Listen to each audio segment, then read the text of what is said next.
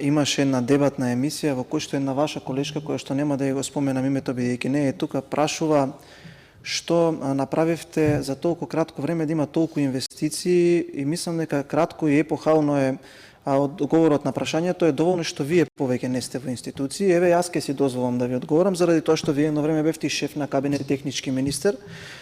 Да, нормално е да има разместување, особено кога лицата кои што се разместени и разрешени се инкриминирани во криминал и се предмет на истрага отпочната дури и кога вие бевте во министерството, а кога министер беше координаторот на вашата пратеничка група, кој што во моментов има активна иницијатива поднесена од обвинителство од ДКСК, не е за сходно да дојде тука и да објасни. Чесно е и во ред да се извести јавноста, бидејќи не може тука да растураме со пердови, а да не кажем имиња и презимиња, ајде да ги кажем имињата и презимиња. Дали Славјанка Петровска конкретно зборува за началникот на СВР Скопје и началникот на специјалните единици, двајцата браќа од Делчево, за кои што има основани индиции дека целиот главен град беше рекетиран токму од нив двајца и од една посебна кратка мала издвоена единица на ЕС за Тигар, за кој што повторно за тие притисоци да се прават имаше една подолга листа на Safe City Скопје во која што имаше многу луѓе кои што не беа криминалци, а беа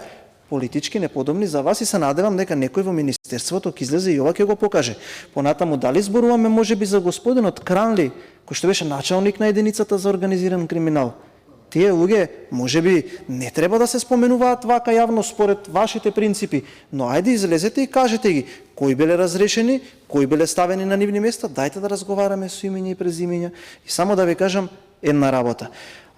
За тоа кој бил разрешен од агенцијата или бил ставен како заменик директор или од Министерството за внатрешни работи, ве поттикнувам, ве мотивирам, поднесете кривични пријави до обвинителството, поднесете иницијативи до Државната комисија за спречување на корупција, да не заобикуваме, да не растураме со пердови. Секој кој што бил таму и кој што бил внесен во такви действија, ќе одговара. Ја лично сметам дека ова разрешување е нормално, затоа што и вие го правевте истото како тогашен шеф на кабинет на министерот Спасовски. Добро се сеќавате за одлуките на инстанците каде што полициски службеници беа преместувани 50-60 км надвор од местото на работа. И тоа се 22 милиони евра пресуди кои што министерството ги плаќа, така да лично мислам дека ако сакаме да се соочиме со корупцијата и со ваквите дејанија, треба да ја удираме директно во чело на таа девијантна појава, а тоа нема да се прави со растурање пердови, туку со директно излегување, имиња и презимиња, да видиме дали е законски или незаконски и да спориме за истото. Благодарам.